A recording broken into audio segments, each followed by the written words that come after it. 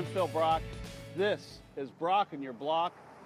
13 months ago, I sat at this bus stop with Ed King, the director of the Santa Monica Municipal Bus Lines, and said, what are these seats we're putting in? Look at how close we are together. We're not boyfriend and boyfriend, and yet we can't see the bus coming. We're both uncomfortable. A minute ago, this gentleman said to me, you're staying awfully close to me. I don't have any room.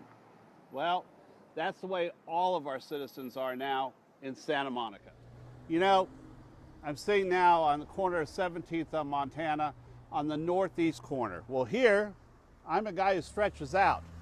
So if I want to walk along this street and I have a baby stroller or I'm in a wheelchair, my question is, how is someone going to get their wheelchair in between a fire hydrant and this seat to go down the street? And one more thing. We replaced bus benches, which had comfortable seating for 3, with a combined seat that's for 2.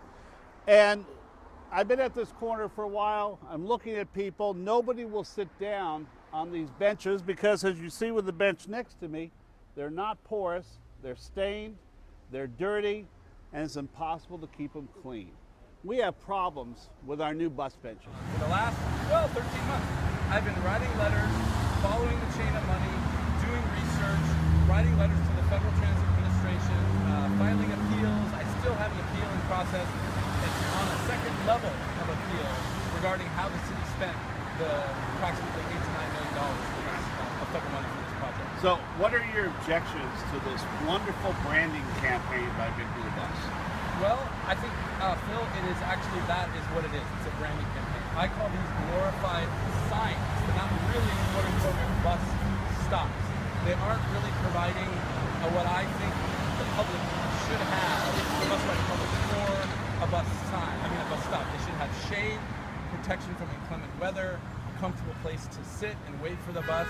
They're supposed to have, in the original grant, 99 locations with real-time bus arrival information, and that was what we call value engineered out of the contract and reduced to only 35 locations.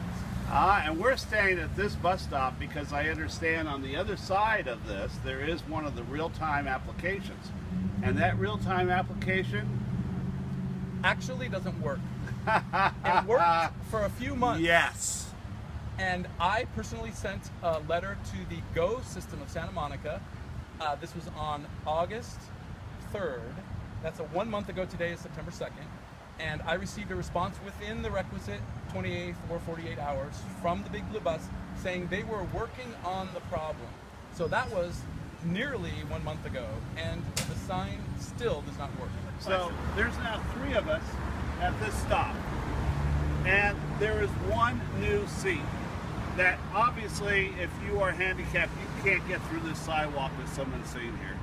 So that's a problem, and there's one seat for 3 of us. And by the way, I'm prone to skin cancer. My father died of melanoma.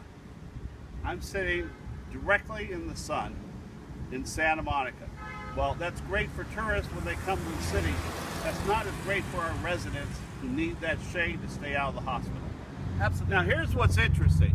About 10 feet away from the new single bench that blocks the sidewalk.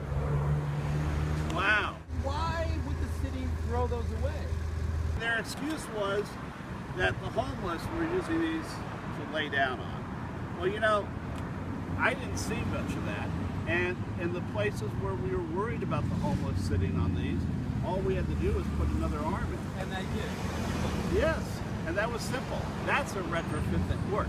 And where are the old gray benches going? They're going to the Great Bus Bench Graveyard, which I'd love to have those for my park. Taxpayers paid for these, and they still work. So I think one of the most important things about this whole controversy is finding out just exactly who runs the Big Blue Bus, who is in charge of the Big Blue Bus senior management.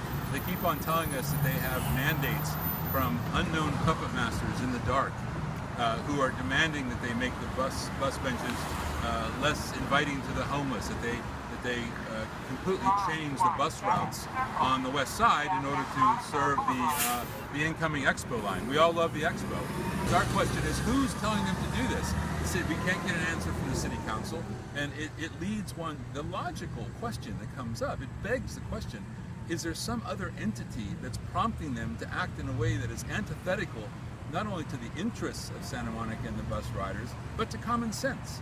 You know, they had every opportunity to bring back the benches, and they were firm in saying they can't. Well, why not? They're saying at the Big Blue Bus Yard.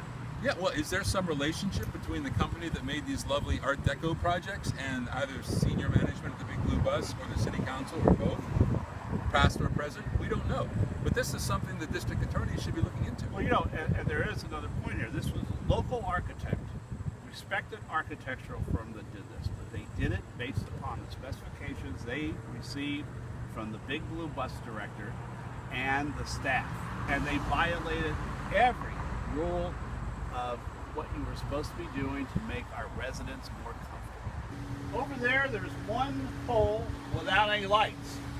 Here, I got 5 of these little pods with lights. This is ridiculous. And you're a Santa Monica resident. Absolutely, 20 years. And tell me, you said you tried to find the schedule on this bus stop. Yeah, well, you know, you look at it, it says Big Blue Bus, and there's a phone number, and it says connect with us, and then it gives you a nice QR code, which I guess means that you're supposed to use your phone reader or something, but when you try that QR code, it only sends you to a grid list. And what's interesting is that most of the people who use the buses in LA County don't have smartphones. Yeah. 6 out of 10 riders do not have smartphones, so they can't use that QR code. I'm staying at one of our great Big Blue bus stops. They haven't found this. They haven't taken it away. It's still a place you can sit, wait for a bus, be comfortable. A number of people can sit here. You know what I found this week?